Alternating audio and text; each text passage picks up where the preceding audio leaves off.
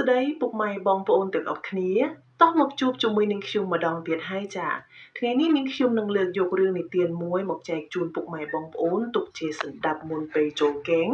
សូមពុកម៉ែបងប្អូនទាំងអស់គ្នាជួយ Subscribe ម្នាក់មួយផងចានាងខ្ញុំអរគុណទុកជាមុនសូមជូនរឿងអាកុហកស៊ីកាលពីព្រេងនាយមានកុមារម្នាក់ហើយចិញ្ចឹមជ្រូកកំរាវមួយដោយជ្រូកនោះធំឡើងក្មេងនោះចង់ស៊ីសាច់ជ្រូកក៏និយាយនឹងម្ដាយថាខ្ញុំចង់ហូបសាច់ជ្រូកម៉ែឲ្យខ្ញុំកាប់ជ្រូកនេះស៊ីផឹកស្រាទៅម្ដាយខាត់ថា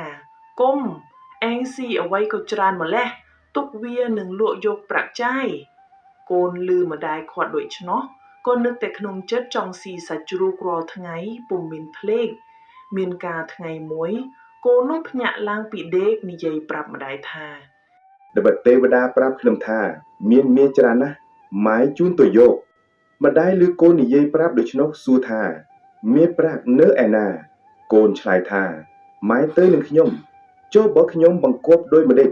ម៉ែធ្វើតាមខ្ញុំកូនយកកញ្ជើនាំម្ដាយដើរទៅព្រៃឆ្ងាយអំពីស្រុកហើយកូនក៏យកកញ្ជើស្ទុះទៅគ្របដីប្រឹងសង្កត់ឲ្យប្រាប់ម្ដាយថា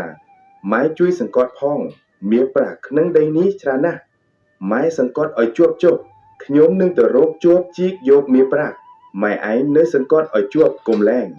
បើម៉ែឯងលែងមាសប្រាក់នឹងបាត់បង់អស់ឯម្ដាយឮកូនថាដូច្នេះក៏សង្កត់កញ្ជើនោះចាំកូនត្រឡប់មកផ្ទះវិញចាប់ជ្រូកនោះយកមកកាប់ចំអិនជាអាហារបបួលអស់បងប្អូនជិតខាងមកស៊ីផឹកស្រាលេងសប្បាយដូច្នេះខឹងនឹងកូនណាស់ហើយនិយាយនឹងប្អូនថាត្បិតគោនេះខូចណាស់ទុកចិញ្ចឹមមិនបានទេត្រូវឯងច្រកចារុងយកវាទៅទម្លាក់ក្នុងទឹកសម្លាប់ទៅប្អូនឮដូច្នោះក៏សួរថាដំណៅដោយម្ដេចបានជាឲ្យយកកូនទៅជ្រកការុងទៅចោលក្នុងទឹកសម្លាប់បងនិយាយប្រាប់ប្អូនតាមដំណើរសពគ្រប់ថាវាចេះបញ្ចោតឲ្យអញទៅក្នុងព្រៃថាទៅយកមាក់ប្រាក់ហើយវាឲ្យអញចាំក្នុងព្រៃត្រាតាដល់ថ្ងៃឃ្លានបាយស្ទើរតែដាច់ពោះ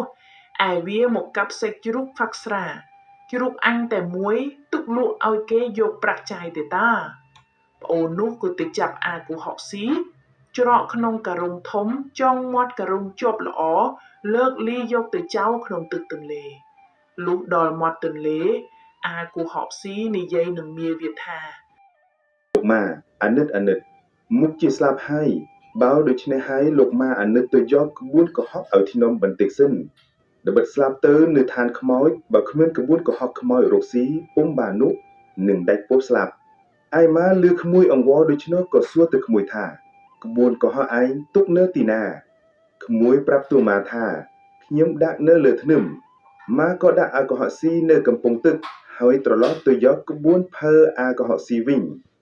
កាលនោះមានមនុស្សកាយធ្លួងម្នាក់ដើរមកជិតអាកុហកស៊ីនោះឃើញអាកុហកស៊ីដើរពីចម្ងាយក៏វាធ្វើជាមុជទឹកយូរបន្តិចទើបងើបឡើងហើយលើកកាសឡើងថាអញមុជទឹកទៅខាងក្រោមមានគេលេងបៀអញលេងឈ្នះបានកាសប្រាក់ច្រើនប៉ុន្តែយកមិនរួចទេបានតែមួយត្រណោតមកអាកុហកស៊ីឮដូច្នោះក៏ជឿគិតស្មានថាមែនហើយក៏ផ្លាសម្ពុតលោតទៅក្នុងទឹកខំមួយទៅទន្ទឹកក្បាលនឹងគល់ឈើ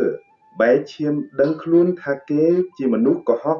ក៏នឹកក្នុងចិត្តឃើញឧបាយកុហកវិញហើយងើបឡើងនិយាយទៅអាដែលបញ្ឆោតនោះថា